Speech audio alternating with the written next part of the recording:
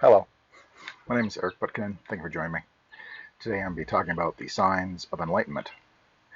It's a common question I sometimes receive and I see online where people ask, how do I know when I'm enlightened?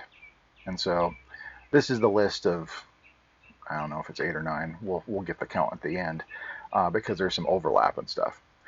But this is the list that I give. And by no means is it a definitive or complete list. If there's something I've forgotten, left out, please post below. I'd love to hear what people think should be included on the list as well. But I find these are kind of the more clear-cut indicators. And it's not that having one sign is it, it's kind of they all come together, they all arise together, which, as I said, tends to lead a bit of overlap because they all go together. So if you pull away one, it doesn't quite, the others kind of fall apart as well. But let's start. So, number 1, silence of mind. Actually, I think it was Ramana Maharshi was once asked, how does one gauge one's spiritual progress? And he said, it can be determined by the degree of silence of mind. And I find that after enlightenment, there is a profound decrease in thought. Now, there's several reasons for this, but a couple is, 1, the illusion of me has been shattered. The me is no longer believed. And if you were to analyze and look at your thoughts, you may find that the vast majority are what I call self-referential. They're all about me.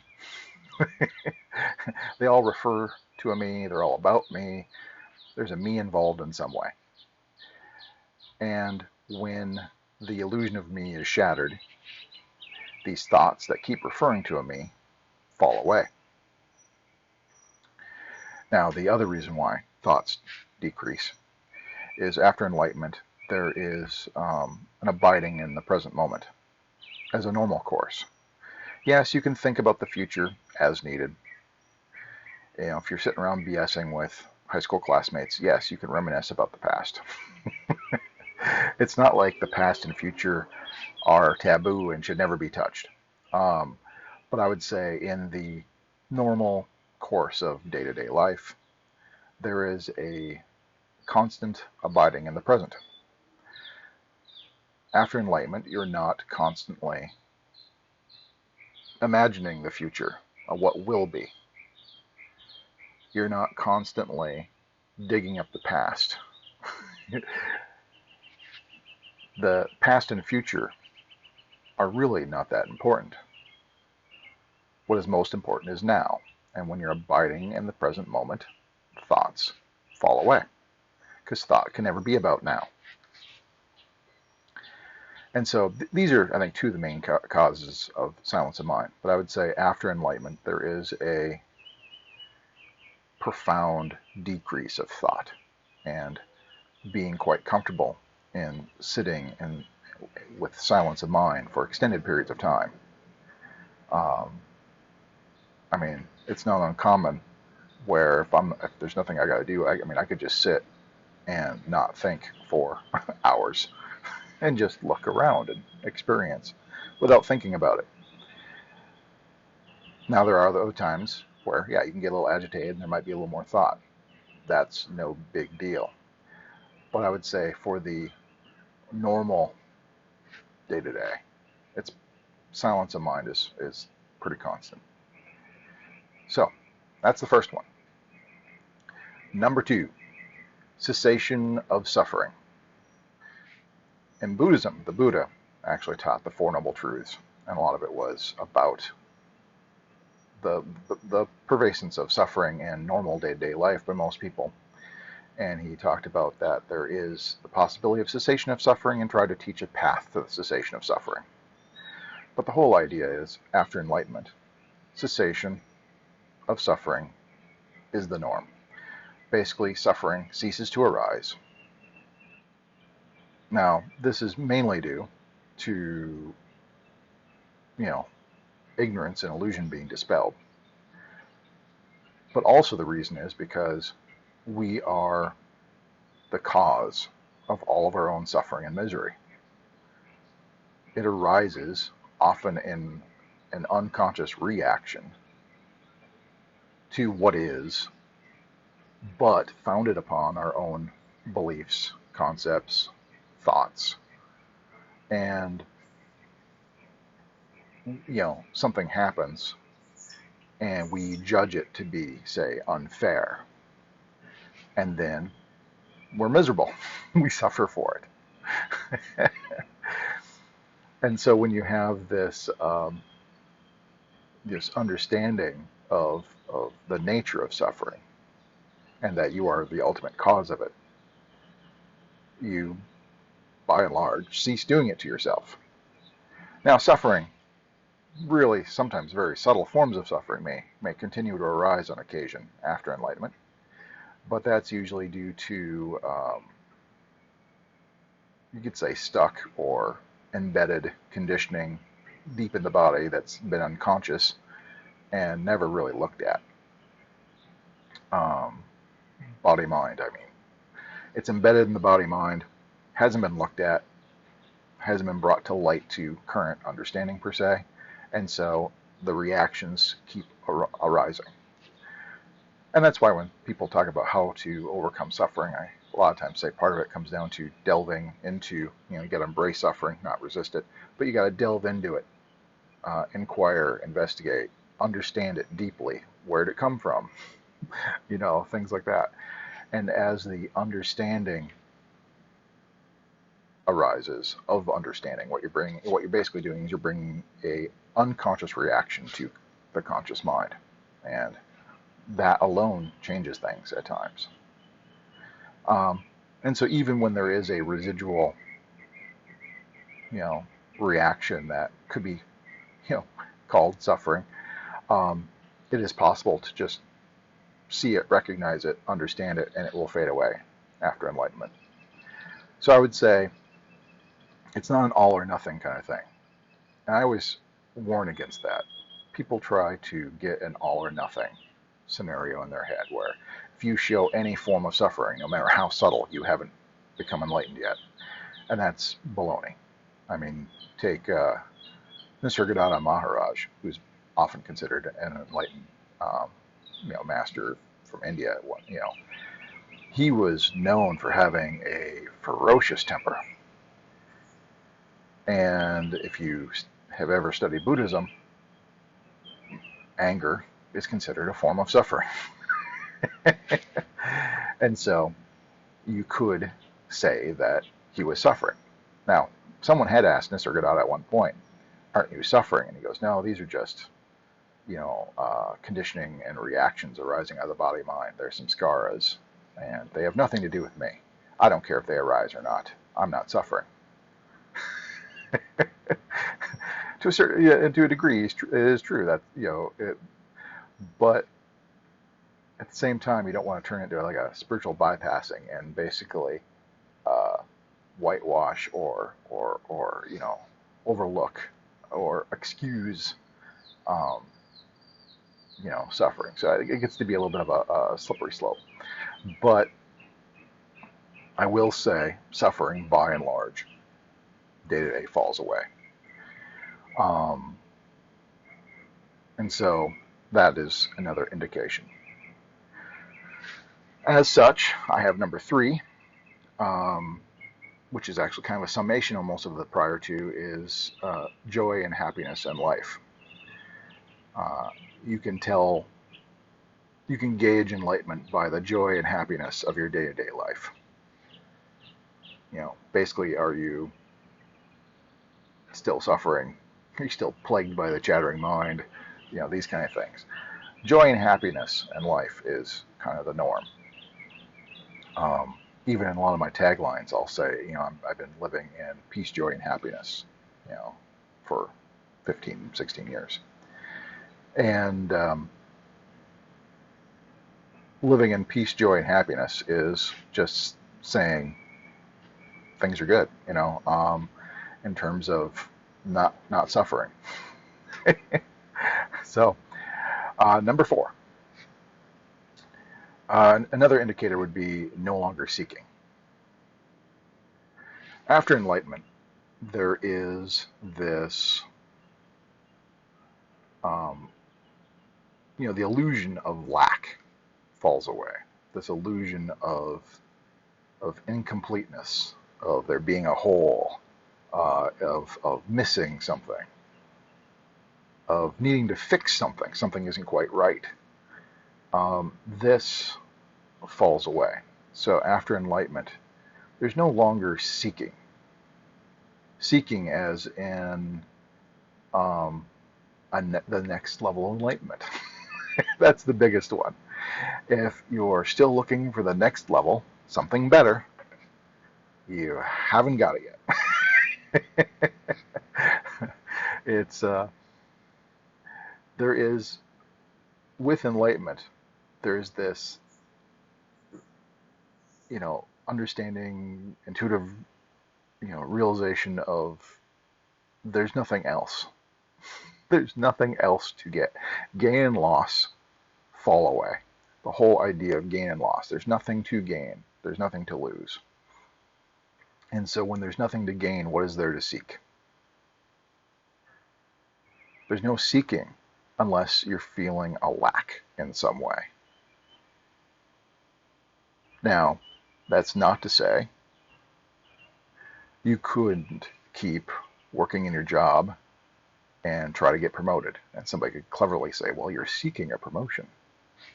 Not really. Seeking, as I said, implies a lack and also implies an attachment. And just wanting to be promoted in your job doesn't mean you see a lack, that you're incomplete without having this promotion. Or that you thirst and crave and need this promotion, otherwise you're not going to be happy. That is different. And so seeking is more of a thirst and craving and more of an attachment than just how sometimes we use the word seek in like hide and seek. Playing hide and seek. If you're seeking everybody else, it doesn't necessarily mean you're lacking anything. You're just playing a game. So you don't get too caught up on this, but people sometimes get caught up in words and phraseologies, and somebody will always get clever or think they're clever and go, well, this is seeking. This is no, it's not what I'm talking about. The lack and the attachment fall away, which is actually number 5. I was going to say would be non-attachment. Non-attachment is another indicator of enlightenment, somewhat related to the illusion of me dispelling, because only the me tries to hold on. Only the me is trying to hold on, and so when there's no me, there's nothing trying to hold on. Also, what would you hold on to? The whole idea of attachment requires a certain buying into the illusion of duality. There's me trying to hold on to that, and that is going away, and I want to stay with that. That's all dualistic in terms of thinking it could be part. Now, if you deeply realize there is no other and you are that, nothing goes away. And so there's this non-attachment to life possessions. You're not trying to hold on. You're comfortable with change. You're comfortable with transience and the temporary nature of form.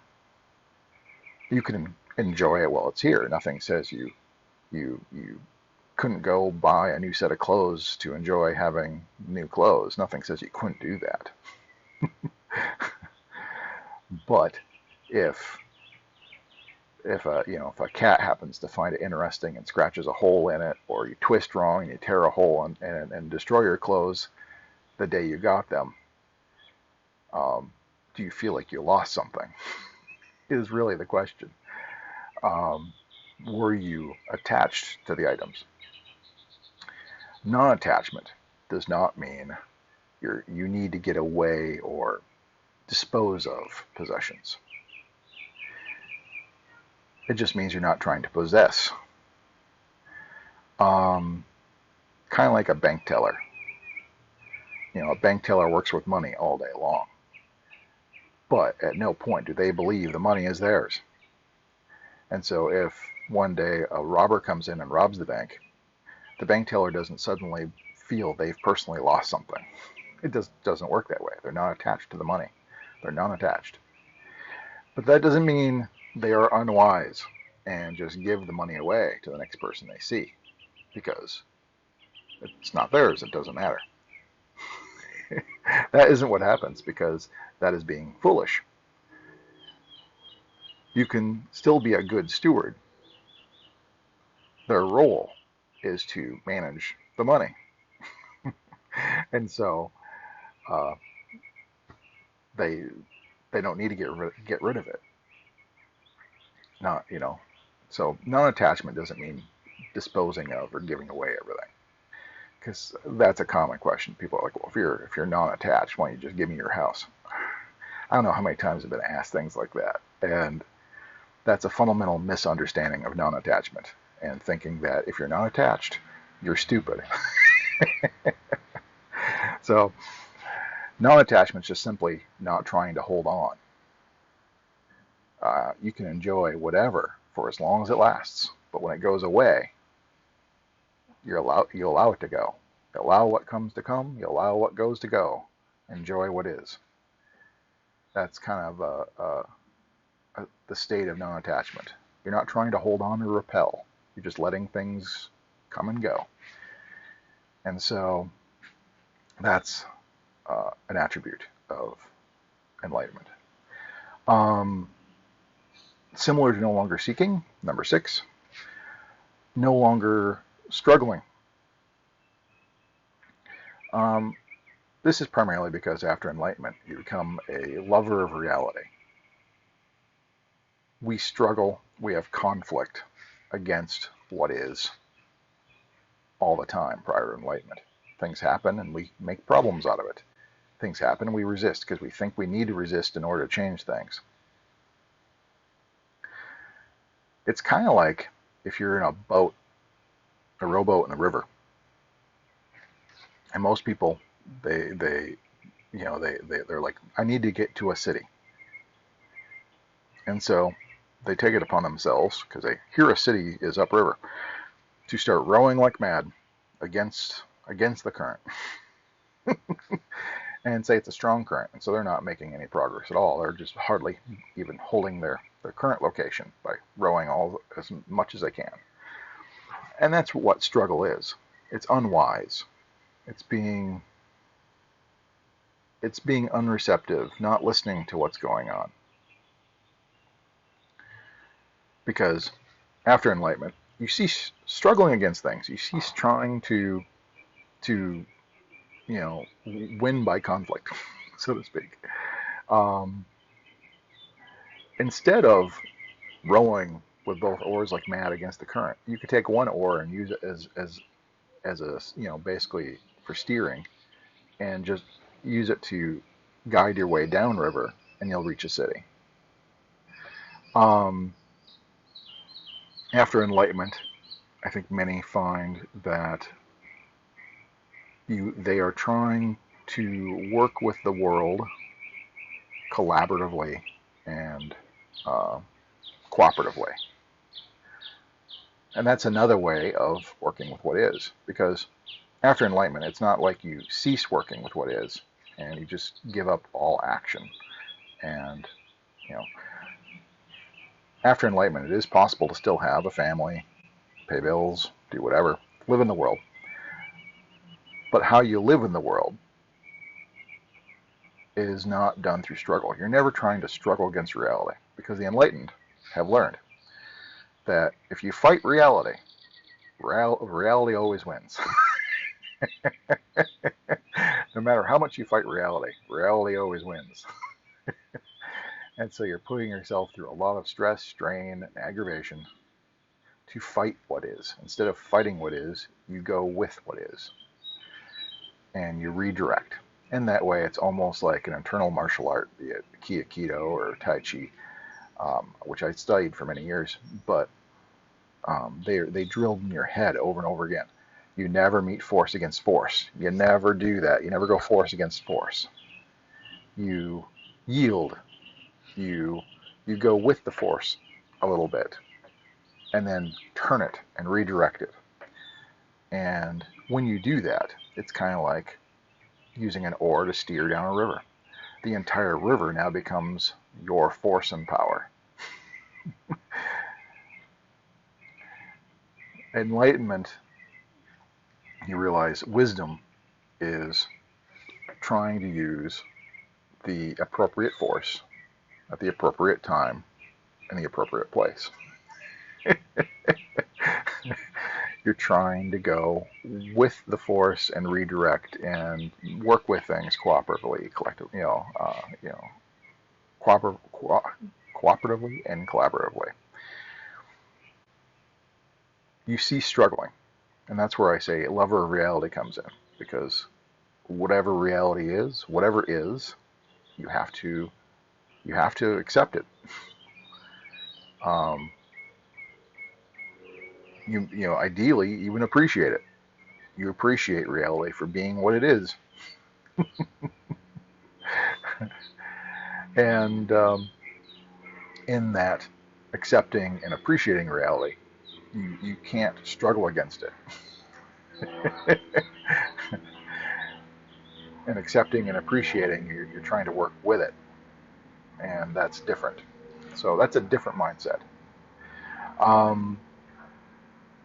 7.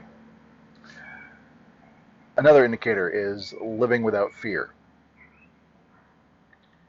Living without fear, in particular, would also include no longer fearing the end of this body, i.e. death.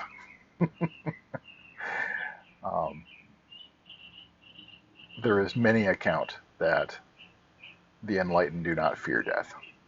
And this is, I would say, an indication of enlightenment is not having fear.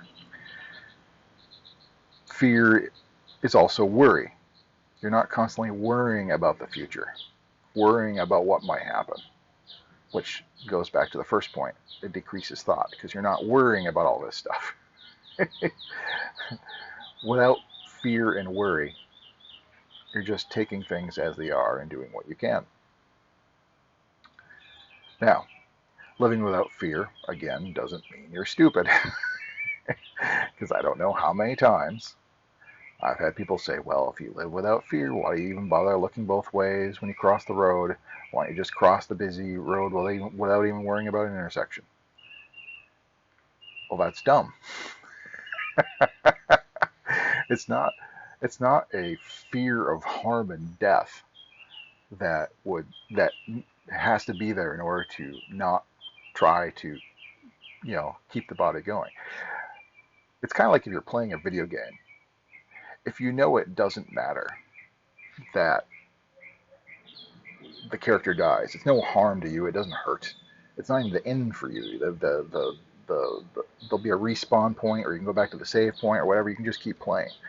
And being there's no fear of loss of this character, why don't you just dive into that pit over and over and over and over again? Well, it's not fun. That's why. I'm trying to keep the character going because it's fun. I don't want to needlessly do something stupid and die.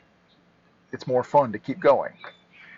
And likewise, that's kind of why I look both ways before I cross the street. I want to keep going. Not out of fear, but more out of joy of experience in life. I want to keep going. I want to see where this leads. And you can't see where it leads if you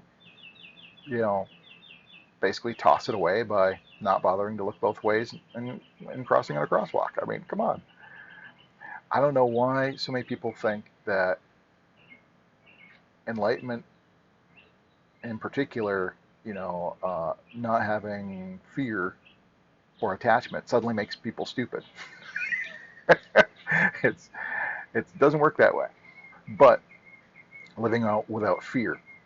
Fear really is something that helps early in life. I mean, I'm not saying we should always be without fear, even from the beginning, because really, obviously, if there's a lack of understanding,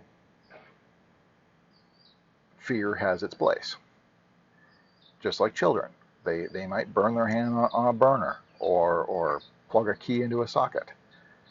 You know, they don't understand the consequences of what they're doing, and so if they get shocked or burned once, now they kind of fear it, and they don't do it anymore.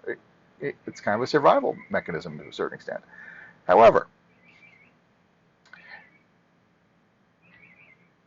fear is also a limiter because fear brings this fight and flight mechanism, and so you're not really thinking clearly when you fear.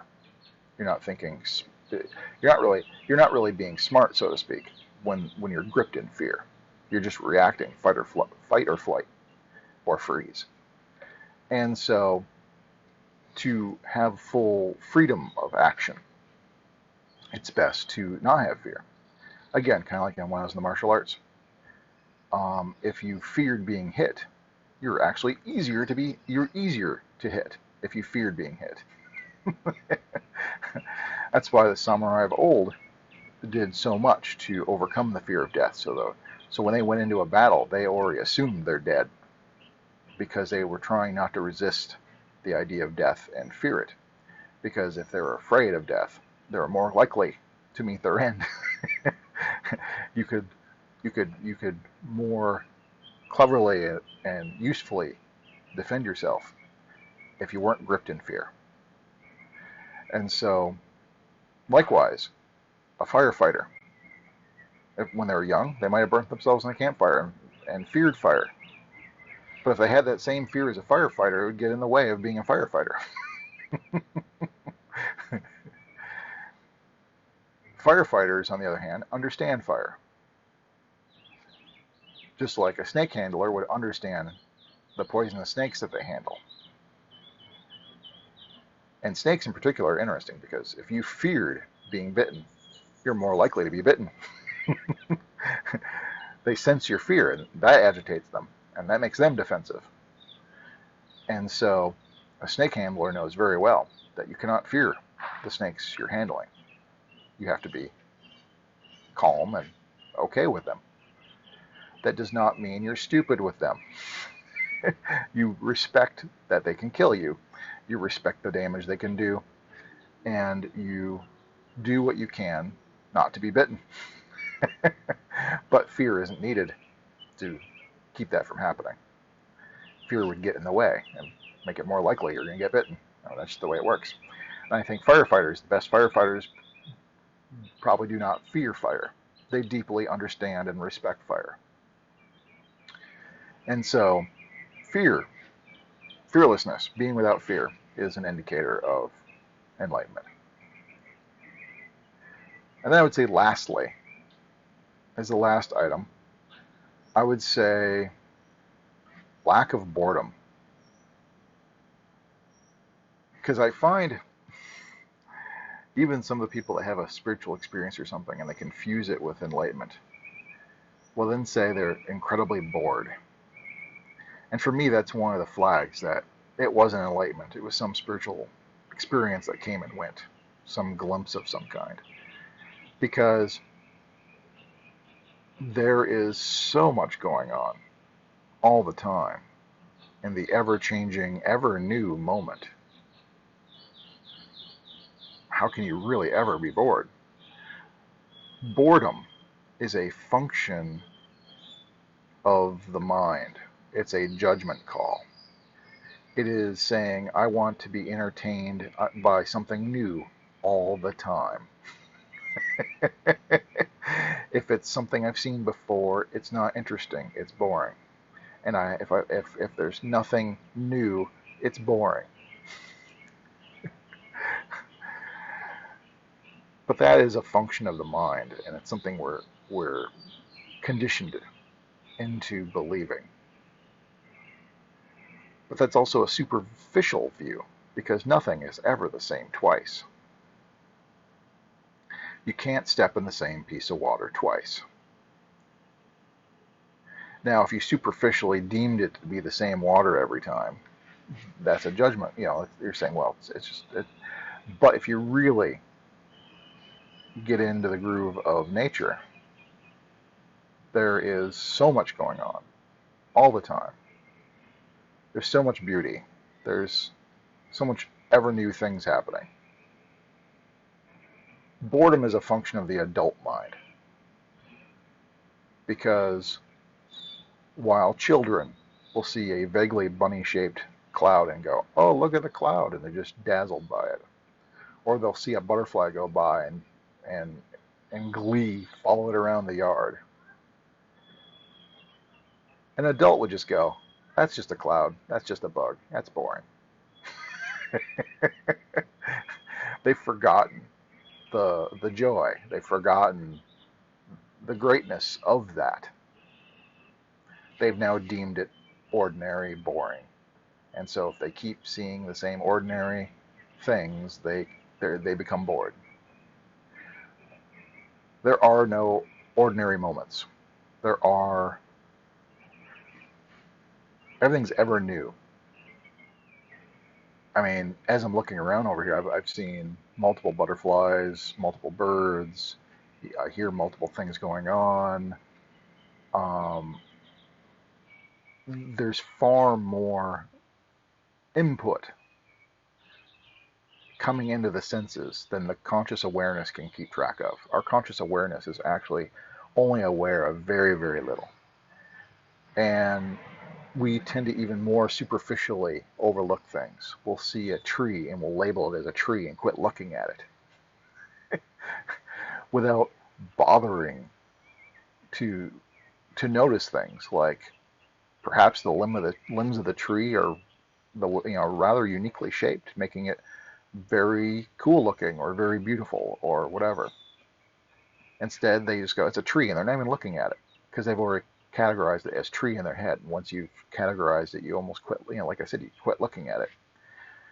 And so when people say they're bored, what they're simply also saying is they're not looking anymore. As soon as they're able to categorize, they quit looking. So they're really not looking at anything anymore. Even themselves, just sitting in a chair, feeling the weight of the chair, or not the weight of the chair, but the weight of my own butt in the chair, the carpet under my feet, feeling it on the back, the humidity of the day, the cool breeze that comes through. These are, all this input is coming in at all times. And if you're just sitting trying to be aware of more and more and more of all the inputs coming in, how could you be bored? I mean, there's stuff going on all the time. It doesn't need to be new. These people can never be a really good musician or actor or anything like that. The people that get bored easily or a magician, because if you're playing music, you might play the same song over and over and over again many, many times.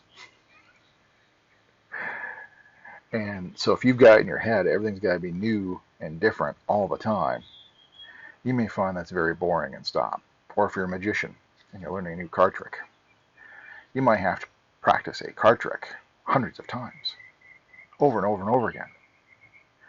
And if you weren't with that, in the groove of that, you may find it very boring and lose interest.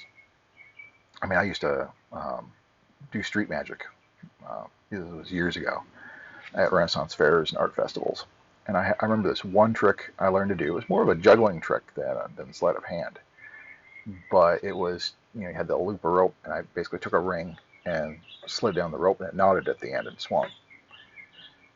And it was all about force and timing, because what you're doing is you're hitting the rope in such a way the rope would wobble, and it would loop around itself with gravity.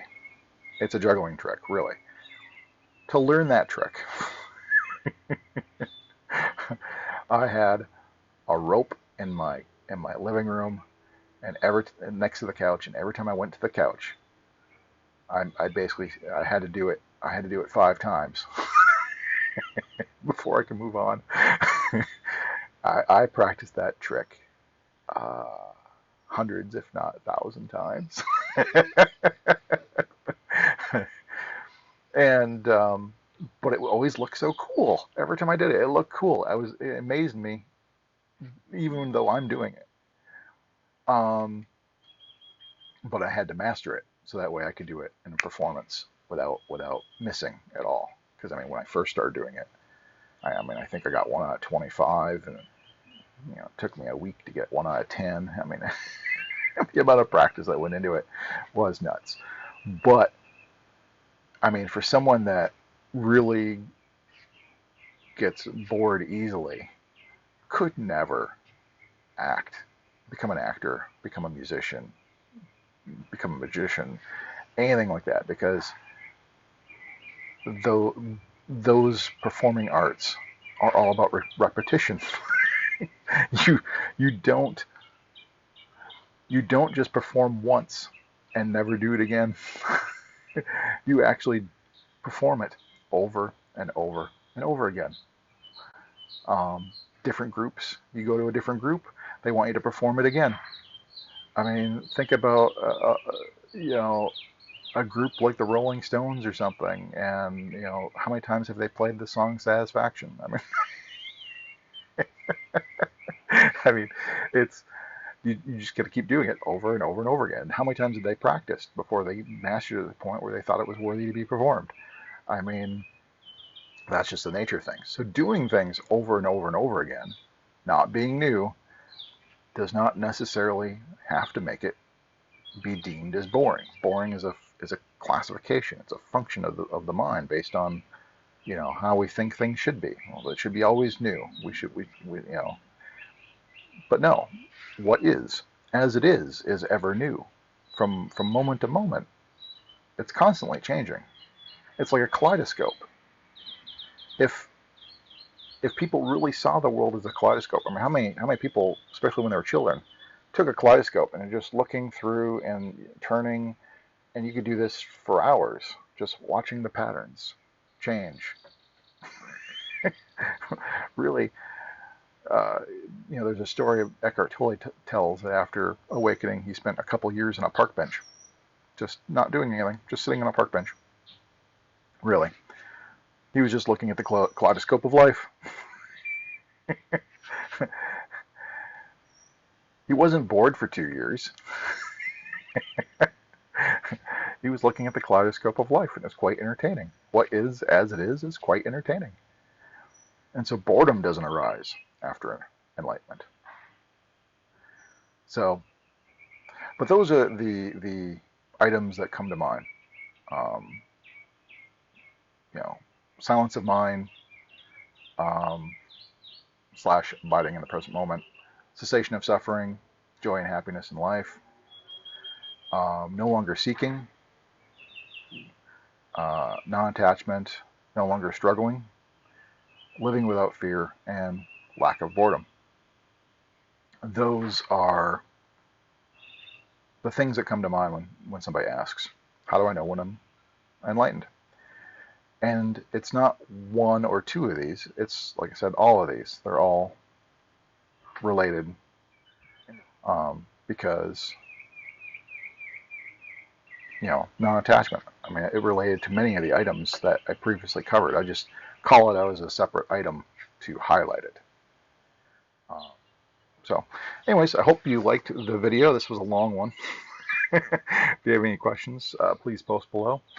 If there's any other comments you want to say, welcome to do so as well. But that's it for this video. Hope you enjoy my videos. I encourage you to subscribe, so that way you're notified of new videos. They're sometimes sporadic, so notifications come in handy. But until next time, thank you much.